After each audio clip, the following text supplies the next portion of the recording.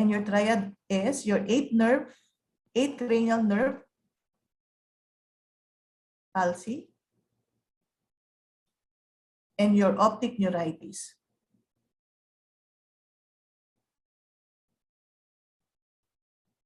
And your Hutchinson's thing. That's why it's called a triad, okay?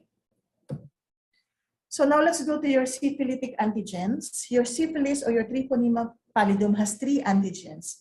First is the group-specific antigen that is common to all treponemes. We have 4 treponemal types, right? We will discuss that in the next few slides. So you have your group-specific antigen, you have a specific antigen specific to T. pallidum, and you have your cardiolipin antigen. Cardiolipin is a lipid protein present in spirochetes and other cells in the body. And remember, your antibodies only appear 48 weeks after the infection. This is important, okay? So how do you diagnose syphilis? If you cannot culture syphilis because they are very, very small, so it is very, very important to diagnose it clinically based on history.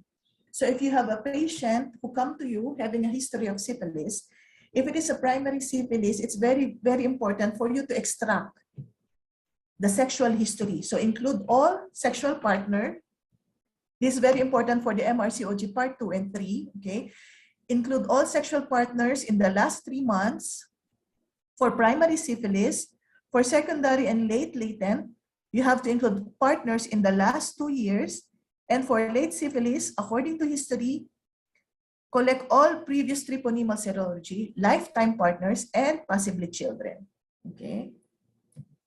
So since you cannot culture it, what we do when you have a patient with syphilis history or syphilitic infection, you don't have to do culture and sensitivity. What you do is you get a specimen from the lesion, from the chancre, or from the condyloma, okay, and then put it under dark field microscopy. However, this has limitation. Your dark field microscopy is not useful for your oral lesion,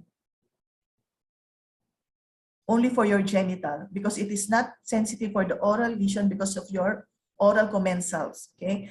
However, your PCR is more sensitive, so you can use it in all other lesions, genital, oral, anal. So we usually it is PCR that is recommended. However, some countries, it is not easily available. So aside from direct illustration of the lesion using dark field and PCR, we use serology. Okay, this is what I'm saying a while ago. We have 4 types of syphilis. 4 types of treponema pallidum. We have your subspecies pallidum, which causes your syphilis, your pertenue, which causes your yaws, endemicum, which causes your Begel, and carateum, which causes your pinta. The 3 are non-venereal.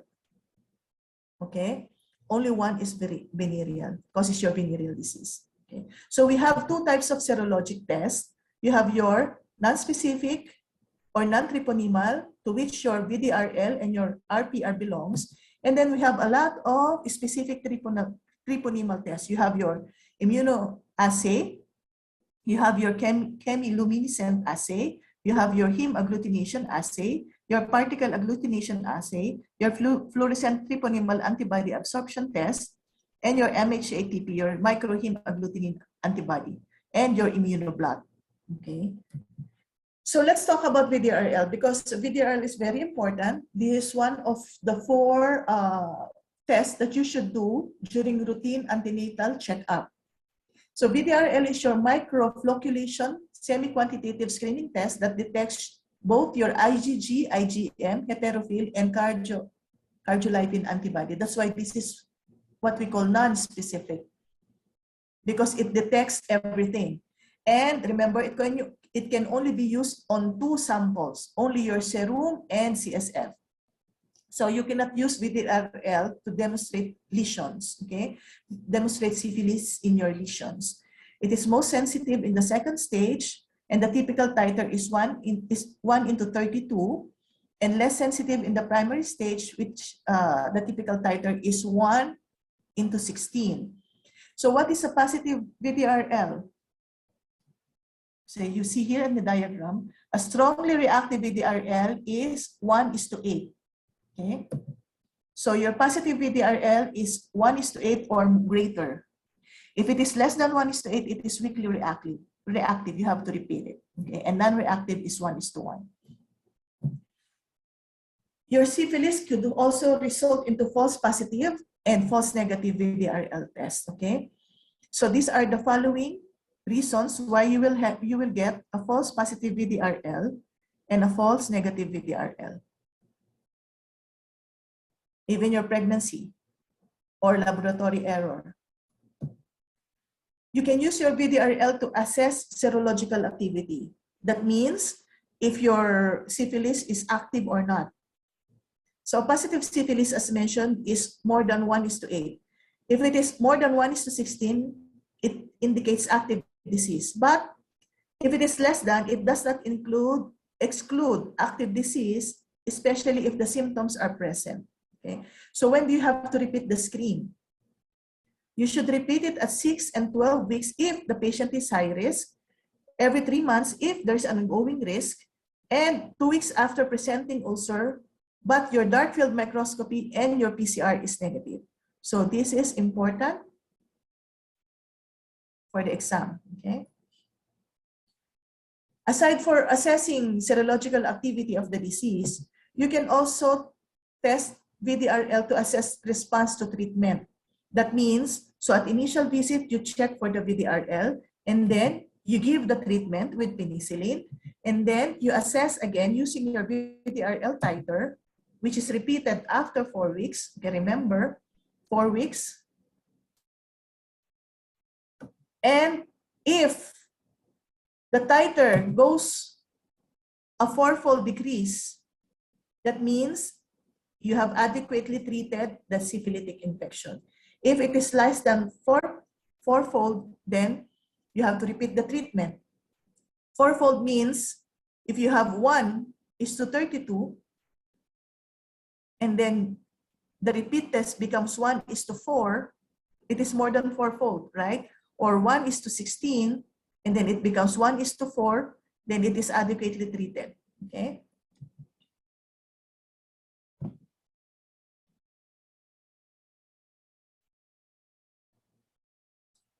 You have to note that your VDRL becomes non-reactive 1 year after treatment if the initial titer is low, or within 2 years if the initial titer is high. So what are the screening recommendations? First, check VDRL at first antenatal care visit. This is our routine. I think everyone is doing this, okay? And then, again, repeat at 28 weeks and at delivery if it is high risk, okay?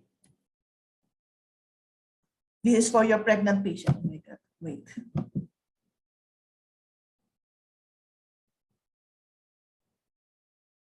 This is how you screen your pregnant patient. So there are 2 types of screening recommendation. We have your traditional and we have your reverse sequence. For the traditional, what we do is you first test using your non-treponemal screen, either your VDRL or your RPR. And then when it turns out to become positive, then you confirm with the titer, quantitative titer of your VDRL, or a specific treponemal antigen test, okay? Either your FDA-ABS or your TPPA.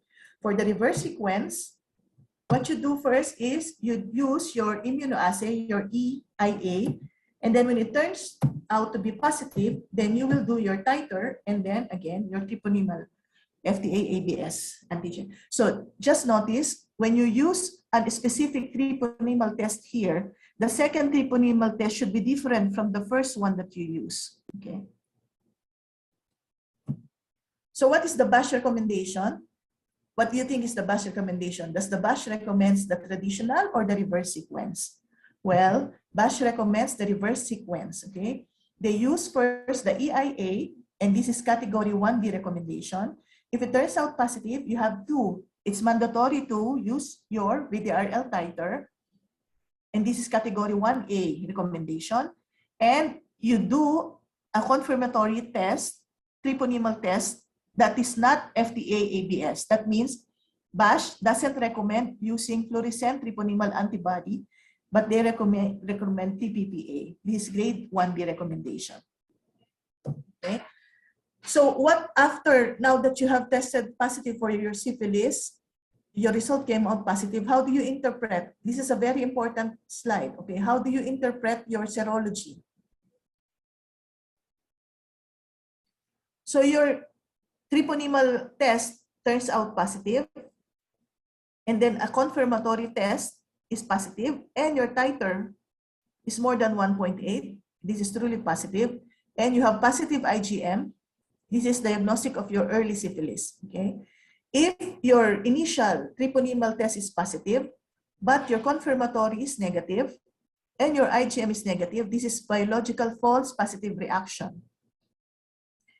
If your EIA is positive, and your confirmatory is positive, but your titer is less than 1.8, and your IgM is negative, this could either be a late or a treated treponemal infection, okay?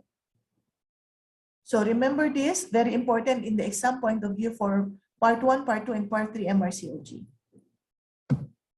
So how do you evaluate neurological, cardiovascular, and ophthalmic involvement? Remember, your chest X-ray is not recommended as a routine investigation. Your CT or your MRI could be considered if the symptoms are present, and one of these should be performed prior to lumbar puncture. Routine CSF examination in your latent syphilis is again not recommended. And your serum, as mentioned, and RPR or VDRL titer may offer some guidance as to whether or not a lumbar puncture should be done. A negative VDRL in the peripheral blood was found to have 100% sensitivity, okay? And if your titer is 1:32, it predicts CSF abnormalities compatible with neurosyphilis. Okay, the overall sensitivity of your VDRL RPR is affected by the stage of the syphilis. And remember this, RPR is less sensitive than VDRL. So better to use your VDRL. Okay. So this is the table you can see in page 8 of your International Journal for STD and AIDS. We will not go into the details of diagnosing a neurosyphilis, but it is important to note that in neurosyphilis, you have to have a VDRL positive titer, and your TPPA should be more than 1:32. For HIV negative individuals, your WBC should only be more than 5, but for HIV positive individuals, it should be more than 20 or 6 to 20 if she is on ART, or if the plasma HIV viral load is undetectable, or if the blood CD4 count is less than 200. Okay. So how do you diagnose congenital syphilis? First, you can, as mentioned, you can do direct demonstration of the T pallidum by ground microscopy. The sample that you will get is the nasal discharge. This is what I mentioned a while ago, the hemorrhagic rhinitis, right? So you get samples from the nasal discharge of the infant or from any suspicious lesions or body fluids. And then you do your serological test. You use infant's blood, okay, not cord blood, okay? So you don't use cord blood to test for your syphilis. And if the infant's serum is positive, you perform confirmatory tests, a quantitative VDRL, and another confirmatory test on both the infant and the mother in parallel, okay? So you test them both. So how do you know if it is positive? So if it is a positive IgM, EIA test, a positive VDRL on CSF, a 4-fold greater difference, okay? If the fetus or the child or the infant has a titer 4-fold higher than the mother, then it is positive for congenital syphilis. Or a 4-fold greater increase within 3 months of birth. So you test on delivery and then you repeat within 3 months and you get a 4-fold increase, then it is positive for congenital syphilis. So this is what I mentioned. You can also test for blood, okay? You can have your CSF, X-ray of long bones, and assessment for ophthalmic problems, okay? So general consideration in management of your syphilitic infection: refrain from sexual contact of any kind until the lesions are fully healed or until 2 weeks following treatment completion. Non-penicillin antibiotics have been evaluated to include doxycycline. Erythromycin is least effective. Remember, the treatment for your syphilis is your penicillin. We will discuss that in details in the next few slides. Macrolide therapy should only be used at least as a last resort. Okay. So this is your management: a single dose of 2.4 million units of benzathine penicillin G. Okay. This is your major treatment for all types of syphilis. And steroids should be given if you are facing neurological and cardiovascular syphilis. You add steroids. So recommended management in general: patients with syphilis should have screening tests for other STIs. This is grade 1A recommendation. Patients should be given clear explanation. Okay. Patient with early infectious syphilis should be advised to abstain from sex until lesions have resolved or until 2 weeks after treatment completion. Parenteral treatment with appropriate penicillin preparation is the treatment of choice. Okay, remember this. However, I will tell you later that you can also use oral, okay, amoxicillin if you don't prefer parenteral. However, the treatment is longer. Macrolide antibiotics are only used if only available option and when follow-up can be assured. Okay. All pregnant women should have serological testing for syphilis at their first antenatal assessment. And when do you refer to fetal medicine? Okay. Where syphilis is treated in this pregnancy, particularly when this early infection, maternal referral to fetal medicine is recommended when 26 weeks of gestation has been reached. That means the third trimester. Retreatment, okay, when do you treat the women with infectious syphilis? If there's uncertainty about the adequacy of treatment on history, and there is no fourfold decrease, that means she is not adequately treated. Okay, as I mentioned, there should be a fourfold increase for you to be able to know that your patient is treated adequately. The treatment for syphilis in HIV positive individuals are same for those HIV negative. So again, this is just repetition. Okay, first antenatal care visit, rescreening later in pregnancy if there is high risk. Cured women who have cured of syphilis prior to pregnancy, if they are cured, there is fourfold decrease or drop. That means they are not at risk of reinfection and the neonate will not require testing. Okay, remember this. Retreatment, as I've mentioned, if inadequately treated or there is no decrease of fourfold. Okay. When treatment of early syphilis is initiated in the third trimester, so remember this, a second dose of benzathine penicillin G is recommended 1 week after the first. We will again repeat that in the next slide. Okay. For those allergic to penicillin, the sensitization should be considered. Remember, you have to qualify allergy as if it is a really allergic reaction or just simple reaction to the drug. So if you only have nausea and vomiting and you have rashes, you have to do your ANST, negative skin test. Okay, you have to do your skin test. When you say allergy to penicillin, these are, you will have shortness of breath. Okay, what else? Bronchospasm. It is very, very important to differentiate between these two. Why? Because as I've mentioned, the only major treatment of choice for syphilis is your penicillin. So if you are diagnosed to be allergic to penicillin, then you cannot get penicillin and will not be totally cured of the infection. So it's very, very important to differentiate allergic-like reaction to allergic reaction. So management should be in conjunction with fetal medicine and pediatric leads. Routine steroids should not be used to prevent Jarisch-Herxheimer reaction. Okay, you should not use steroids to prevent this reaction. You only use steroids if you have neurosyphilis and cardiovascular syphilis, but not as a prophylaxis, okay? Children born to mothers treated for syphilis in this pregnancy require clinical evaluation and syphilis screening serology. Okay. Non-treponemal titers at birth and 3 months, as mentioned in the previous slide, okay, and every 3 months until negative. This is grade 1B recommendation. So this is your recommended treatment regimen. So you will see here, in any clinical stage of syphilis, the treatment is benzathine penicillin. Benzathine penicillin. Benzathine penicillin. Except for your neurosyphilis, your primary treatment of choice is your procaine penicillin. Okay.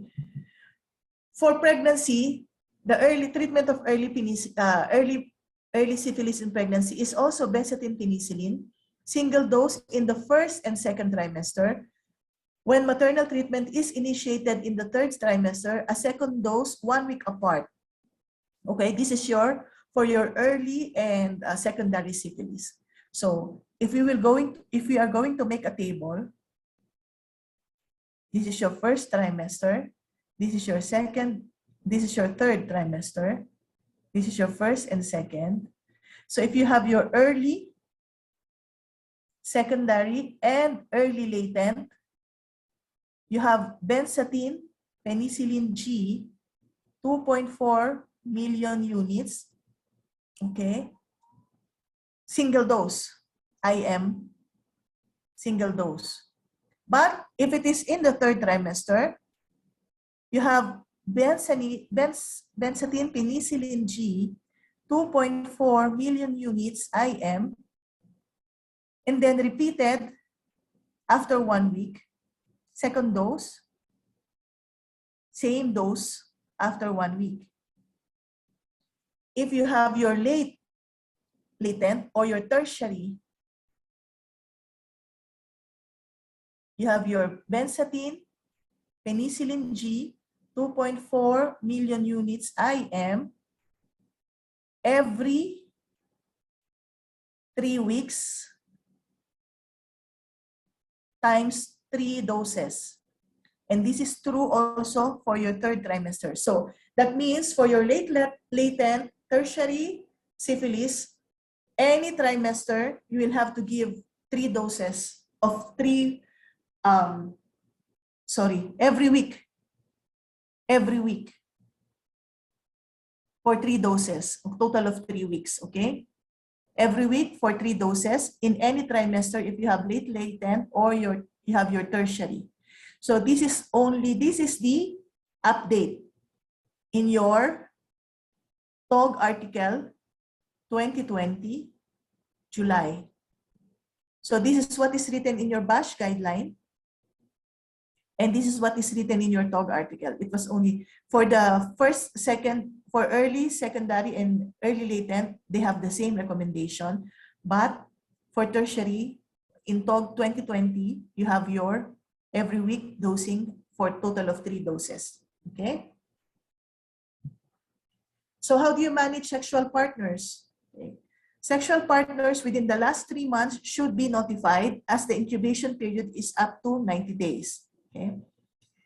Sometimes for male who have sex with male, it is very difficult. Okay. However, we seldom get male patients, right? So this is the problem of the genitourinary medicine people. They have difficulty in patient notification because sometimes they have sex in anonymous sex venues like saunas, internet, cruising grounds. I mean, they don't know each other. It's a one-time sex with them.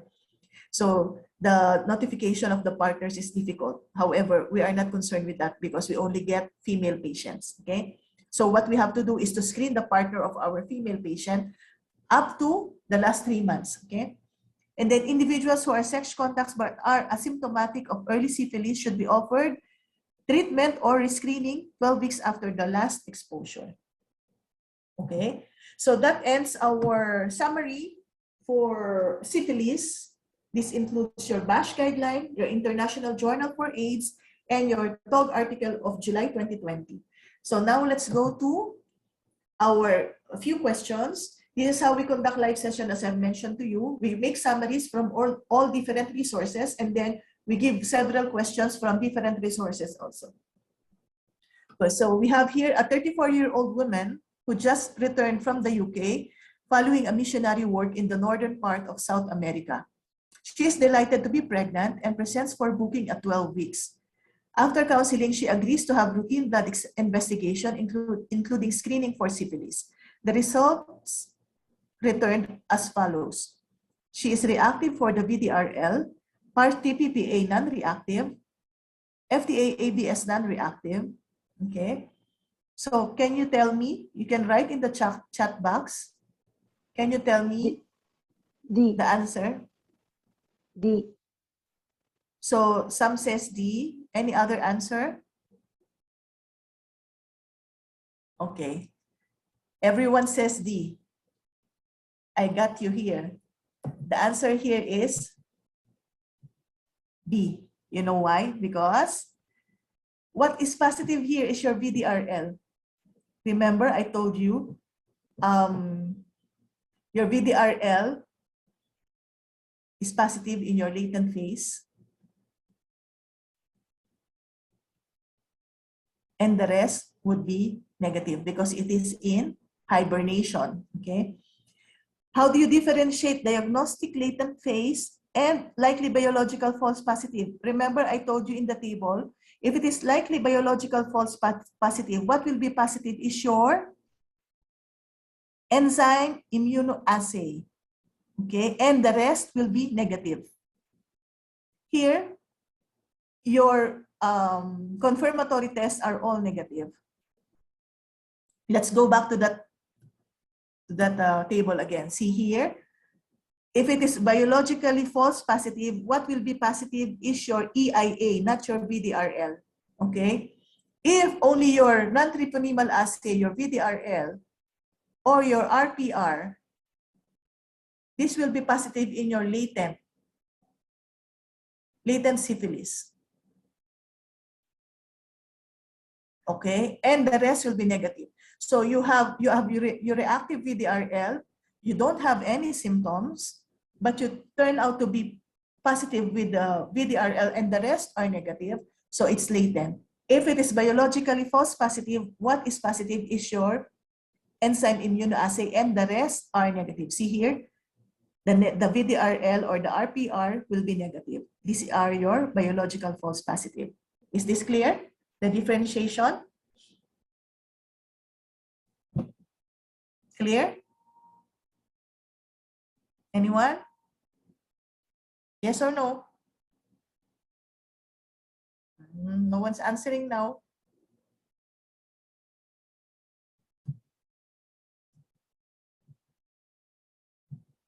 Okay, let's go to the second question. A 29-year-old woman attends antenatal clinic at 28 weeks gestation. She gives a history of syphilis 2 years ago. Okay, history of syphilis 2 years ago. She recently have been diagnosed with late syphilis and now advised to have cerebrospinal fluid examination test. The indication for CSF examination in late syphilis include all of the following except, give me a guess.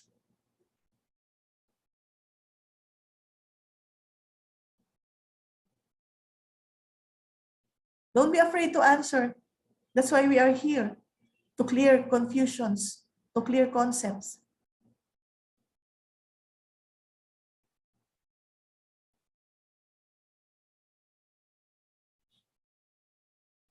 Anyone? No brave soul over there out of 19 attendees? Okay, Dr. Manikam. Dr. Manikam is correct. Okay, the answer here is D. Okay, so you know CSF. So when we are talking about CSF, we are talking about neuro involvement. Okay, so when you have neuro involvement, you have your neurological symptoms, right? Except, this is except, huh? So if you have your neurological symptoms, of course, you will suggest to do CSF examination. When you have ophthalmic signs and symptoms, which could also be a manifestation of your neurological involvement, right? So you only have to choose between 1, 2, 3. Okay. When you have late latent syphilis, okay, when you know that when it is late latent, you will either have cardiovascular or neurological syphilis. So this is also included. So you don't do it in cardiovascular signs and symptoms only. You have to have your neurological involvement, or if you have syphilitic treatment failure. Okay, so remember that. So the answer here is except cardiovascular signs and symptoms. Which one is correct in relation to syphilis?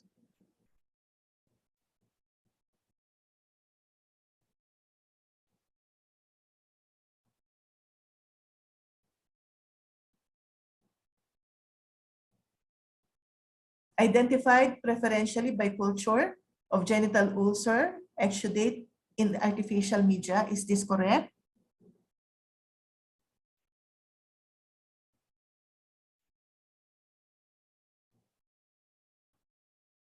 Anyone? Give me an answer.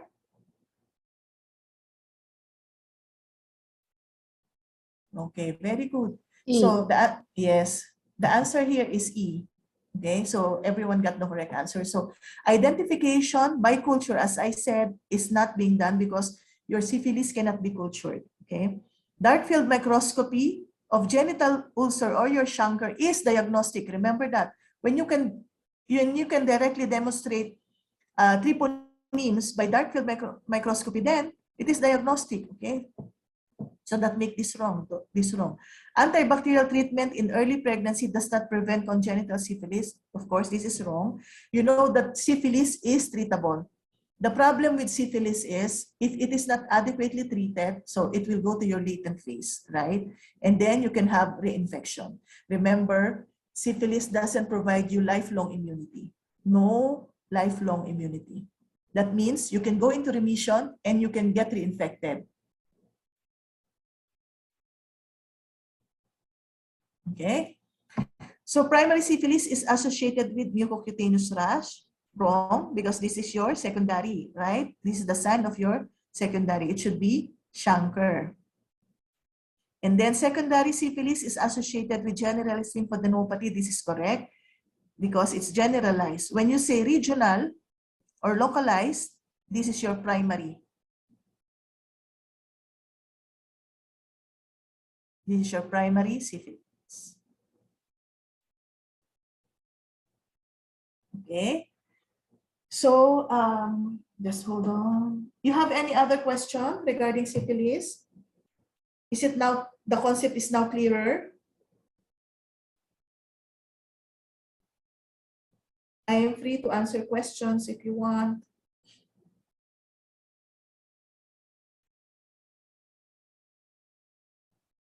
If there are no other questions, then we'll have to call it a day. Happy weekend, everyone. And you're very welcome, Dr. Amna. We hope to see you in our next free webinar. And we hope that you somehow, if you're serious in studying, of course, all of you are serious, it's better to join our courses and we will be with you. This is how we conduct our live session. We explain to you everything in detail. We rationalize all the exam questions, the recalls, exam scenarios. We tell you why is it wrong, why is it not wrong, what is the possible best answer. If you have two correct answer, why is it the best answer? Okay, we hope to see you again on our next free webinar on the 27th of September. It will be about amenorrhea, and Dr. Ramya Sri will be with you as our presenter. Okay, thank you everyone. Have a great weekend.